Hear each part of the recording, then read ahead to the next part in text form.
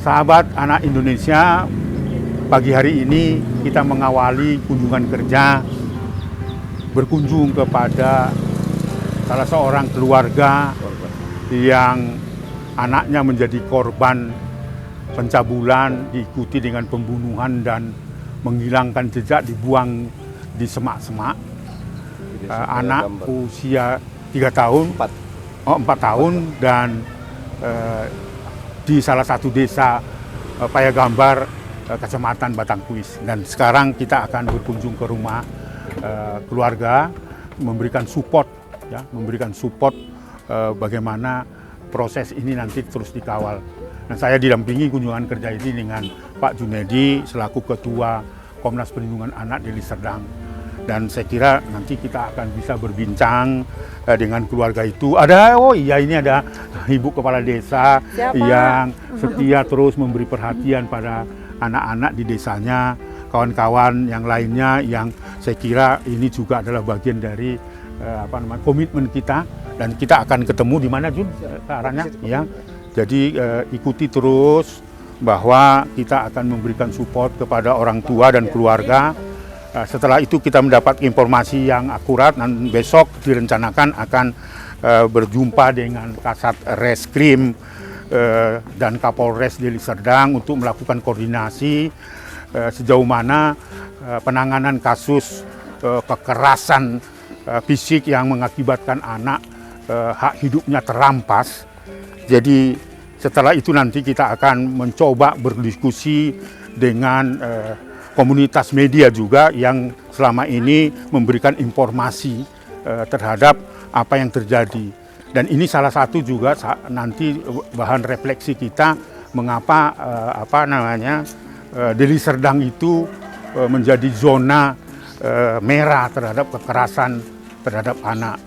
Dan direncanakan besok juga setelah kunjungan dari keluarga korban, selain bertemu dengan Pak Kapolres, kita juga akan mencoba bertemu dengan Pak Kapolda Sumatera Utara untuk melihat sejauh mana penanganan kasus yang menjadi fenomena menggemparkan masyarakat Payagambar ya. Payagambar ini desa Payagambar, Kecamatan Batangkuis. Dan saya didampingi oleh Ibu Kepala Desa yang selama ini juga sebelum beliau jadi Kepala Desa juga peduli dengan perempuan dan anak. Saya kira ini adalah support yang sangat penting sejauh mana bahwa Deli Serdang itu menangani perkara-perkara kejahatan terhadap anak, karena fenomena kejahatan terhadap anak itu sudah cukup menakutkan.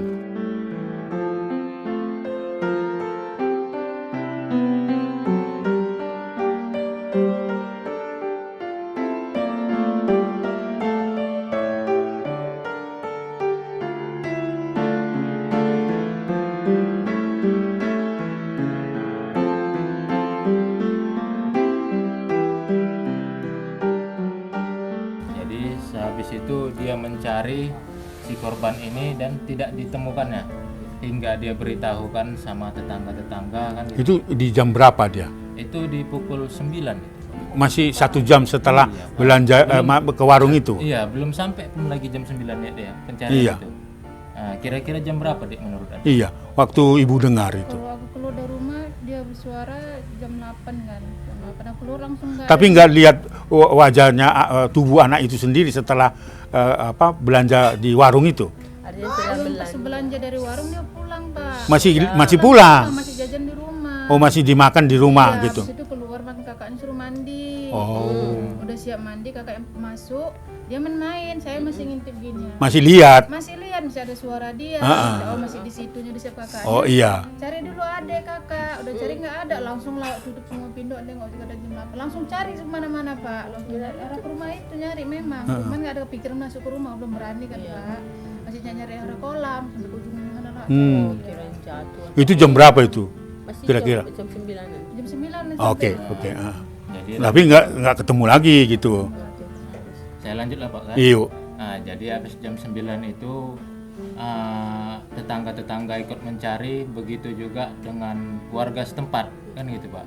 Nah, saking beriringnya waktu, ikutlah juga masyarakat ikut nimbrung mencari kan gitu. Di hari Sabtu itu di ya? Di hari Sabtu itu Dan di situ ada kabarnya juga yang namanya orang pintar, kita hadirkan juga orang pintar kan Pak kan. Nah, isulah terdengar yang dirondokkan sama Wewek Gombel atau Gundurwo Oh kan gitu. jadi ikutlah semua warga Mencarinya. ataupun masyarakat mencarinya kan gitu. Jadi setiap semak ataupun pohon-pohon Oh, semua dicari. cari ya. Nah, kan itu. Semua dicari. Nah, kalau untuk wilayah dari sini 500 meter keliling, Pak. Ini udah habis dicari kan itu. Nah, karena pada saat itu kurang lebih Oh, yang banyak. mencari bukan sedikit. 300 orang lebih. Setelah berapa lama hilang? Langsung segitu banyak? Iya, Bu. satu hari itu juga Bu. Langsung ya? Oh, berganti-ganti ya. Sampai 3 jam nyari. Sampai subuh, Bu. Oh. Sampai subuh pencarian itu. Setelah sholat subuh pukul 6. Iyo. Saya memang mencari terus. Mencari terus saya terdengar suara. Itulah kan bapak si pelaku. Ada bau bangke lah, bau bangke entah Oh, ayam. kata si Iya, entah kucing entah anjing katanya. Nah. Dia panggil sini, dia panggil sana, ada 4 orang lah kan. Oh, Jadi saya pun bergegas. Heeh. Nah, sampai simpang situ orang cerita, orang tuh bubar. Dia bilang, bawa apa? Aku bilang kan, Nek macam bau nggak enak, bau bangke katanya Katanya, gitu kan. Di mana? kata keluarga itu. Iya, di belakang rumahku. Dia Katanya. nyatakan. Udah orang tua pergilah kan. Jadi saya diam-diam ikut dari belakang. Ikut dari belakang orang tua 4. Jadi udah singkat simpang sana buka masjid. Dia tuh bilang, Bang sudah ditengok. Aku sudah nengok tadi, tapi kayaknya anak-anak pakai baju hitam. Tuh hati saya. Apa aku bilang gitu kan? Kata si Jali. Kata bapaknya ya. Iya, bapak si pelaku. Dan tuh saya ikutlah awas di mana dia bilang gitu kan. Di sini Nek, di sini. Saya tengok mana dia. Itu di bawah pohon bunga katanya. Saya tengoklah orang kebauan saya pun nggak dari sini saya perhatikan gitu.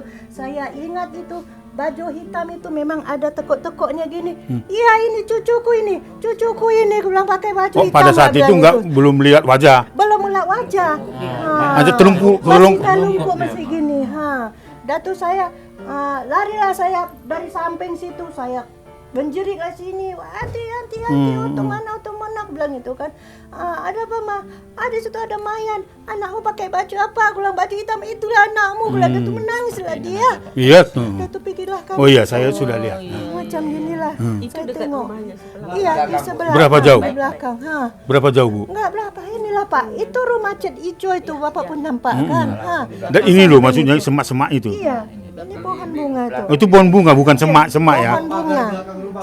Oh. Macam ada begini terowongan Jadi gitulah. dia nggak kubur ya Bu ya? Enggak. Dia buang gitu aja. Dia buang gitu aja. Tapi kalau saya datang di situ memang jalan udah lalu lucak lah kan. Udah lalu lucak, mungkin orang udah bolak-balik orang cari ke situ nggak ada. Saya pun perhatikan semua. Ini bukan orang jauh, saya bilang. Ini mesti orang dekat, aku bilang gitu. Siapapun pelakunya, tetangga, saudara harus dihukum, mak bilang gitu. Saya berterima kasih banyak atas kedatangan Opung beserta timnya serta Bapak Kapolsek Batangkuis atas partisipasinya untuk berkunjung ke rumah saya yang seperti ini kan. Saya ucapkan banyak-banyak terima kasih. Dan saya mohon juga ya untuk Opung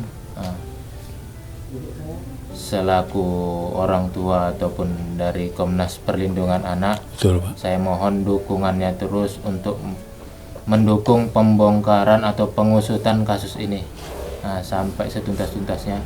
Begitu juga dengan Bapak Kapolsek Batangkuis, saya mohon bantuannya. Rasakan apa yang dikatakan Bapak Lili. Bagaimana kalau hal tersebut terjadi kepada kami juga?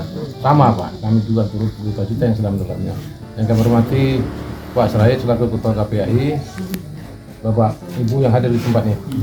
Perlu saya tambahkan sedikit Pak tentang tindak lanjut kejadian hingga ditemukannya anak kita Siti Aisyah yang dilaporkan hilang pertama hari Sabtu, kemudian dilakukan pencarian oleh warga berikut perangkat desa juga hingga ditemukan pada hari Selasa. Hari Senin kita sudah tindak lanjuti karena ada informasi dari si Rido, abang si korban ataupun ada bapak sendiri, katanya dibawa jalan ke simpang sana ke arah Panglong, dibawa uak-uak naik kereta. CCTV semua udah kita kumpulkan sampai kita pilih-pilih ternyata nggak ada. Ada lagi isu dari orang tua, ada itu orang tua bapak-bapak itu katanya pelakunya kami kejar sampai ke simpang SMA 1. Ternyata setelah cross-check nggak ada, kita cek siapa-siapa orangnya juga tidak ada. Jadi ini isu-isu yang tidak benar. Nah, sebelum ditemukan anak bapak, ini sudah kita lakukan prosedur penanganan tindak pidana, Pak ya. Kita cek TKP, dari cek TKP kita masih mengembangkan sehingga anak tersebut kami amankan. Kita cross check lagi alibinya. Nah, untuk penanganan kita koordinasi dengan Polresta Sareskrim sambil anak bapak kita otopsi. Kemudian saya terangkan tadi dengan Pak Junedi juga, kalau untuk hasilnya itu kan ada prosesnya. Tim laboratorium forensik melakukan pemeriksaan, kemudian nanti disimpulkan, mereka tuangkan dalam berita acara, kemudian disampaikan kepada Kepala Pusat Laboratorium Forensik yang di Rumah Sakit Bayangkara, nanti ditandatangani, barulah itu keluarlah. Nah, untuk galau bapak ataupun keberatan bapak kemarin waktu rekon juga sudah diterangkan, termasuk juga di situ hadir Kasih Pidum, dari seluruhnya hadir saya rasa kan. Nah, itu memang harus dilaksanakan di lokasi yang berbeda. Dalam arti kata, di TKP tidak memungkinkan Pak, karena kita melihat situasi yang tidak kondusif. Kita juga harus menjaga keamanan, termasuk keamanan si pelaku. Walaupun dia pelaku, tapi juga dia harus kita amankan. Dia sebagai anak juga harus dilindungi keselamatannya. Termasuk semua keluarganya juga harus kita lindungi. Kemudian, yang kedua keberatan Bapak, kenapa dilakukan rekonstruksi sementara hasil lapor belum dilaksanakan, itu berjalan dengan mekanisme penyidikan, ya Pak ya.